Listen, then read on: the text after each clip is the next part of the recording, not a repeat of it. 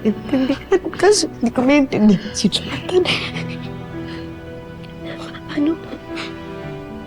Paano niya nagawa ito? Paano niya na ito nagawa? Alam niya kung ano yung nangyari kay Mama. Kahit ako hindi namin maintindihan. Nasa na ba siya sa Amerika? Meron na bang nagbigay ng balita? Yun nga yung masakit kasi. Kasi hindi namin alam kung nasan siya. Maski yung mga pulis, walang alam. Nagtago nga si Jordan. Sinama niya si Junior pero iniwan naman niya kami. Hindi ko...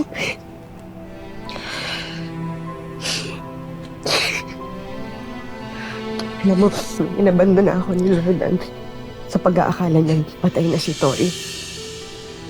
Kaya ko eh. Naintindihan ko siya eh kasi natanggap ko naman yun eh. Pero sa pangyayaring to, bakit hindi niya iniintindi si Tori?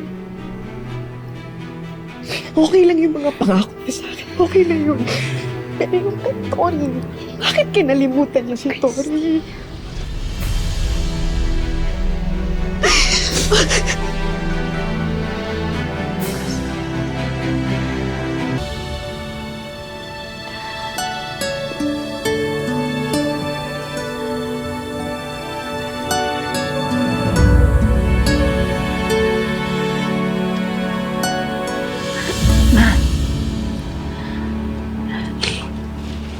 Napalapit na rin si Lola Carmen sa akin.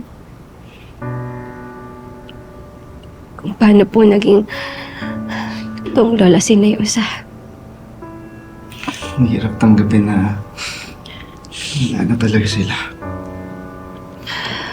Lalo na si Kausa na palaging nandyan para sa atin. Alam kong masakit tanggapin.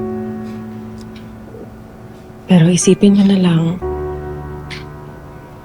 hindi naman nasayang yung pagkamatay nila. Dahil sa sakripisyo nila, nakaligtas yung dalawang bata. Tsaka si Jordan. Diba? Nakaligtas nga sila, Ma.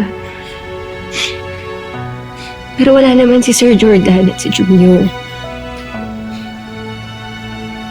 Ma, ang hirap nito para kay Tori. Wala siyang ibang hiniling kundi makumplento ulit yung pamilya nila. Tapos sa isang saglit, biglang nagbago lahat. Nawalan siya ng lola. Iniwan siya ng daddy niya. Ma, ang hirap. Talaga ba nasa Amerika na si Jordan? Yan ang sabi ng mga polis. Yung daw yung nakita nila sa CCTV.